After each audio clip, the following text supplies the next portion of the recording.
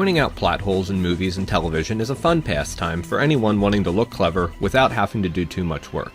Mostly, this is a fun little nitpicky way we like to engage in shows and movies we love. Let's face it, we love plot holes. They give us something to talk about. But some are very hard to notice. They creep into the story slowly or at a crucial moment and go undetected. Here's 3 plot holes you might not have noticed to keep you on your toes. Number 1. Ron Swanson, the most private person on television. It's made very clear over the course of Parks and Recreation that fan favorite Ron Swanson is a man who values few things more than his personal privacy. Right up there with the free market, meat, and whiskey, privacy is something Ron goes to great lengths to protect, even going so far as to throw away his computer, redact information about himself in government records, and even destroy photographs of him and his family.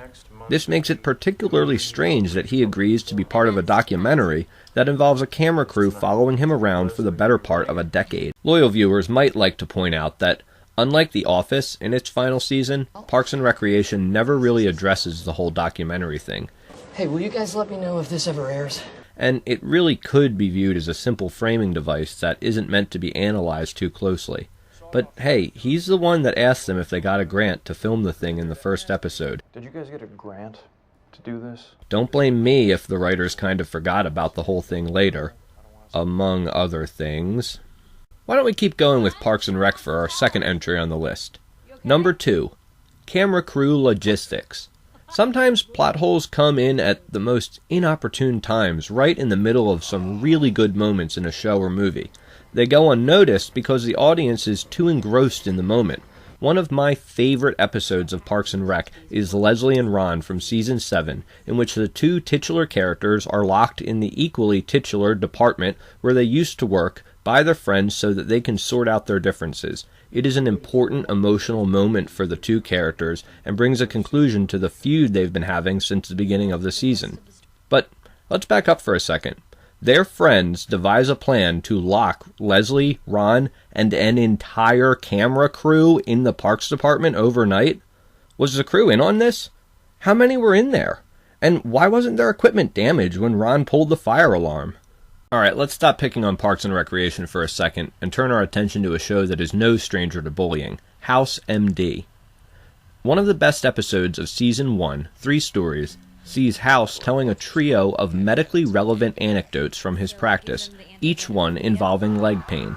As the episode goes on, it's revealed that one of the patients he is talking about is none other than House himself. God, you were right. It's House. Yes, this is House's origin story.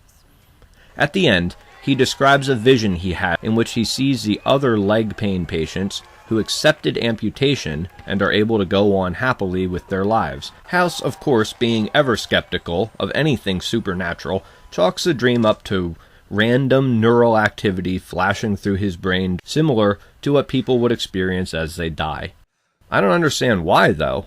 If I had a vision of people I hadn't even met yet that foretold injuries they'd someday have, I think I'd be inclined to believe in otherworldly things. At least when I finally met those people and saw their injuries play out the way that I had dreamed them. House is pretty clear that Time is not a fixed construct. during these stories, but one thing that is fixed is that House's injury occurred several years before meeting his team.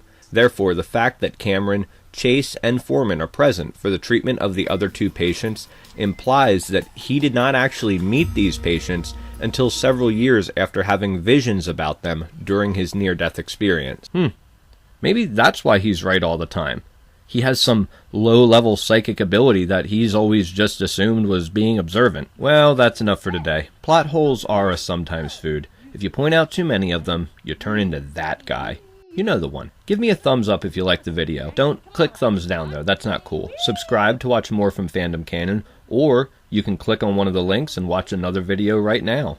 But whatever you do, thanks for watching.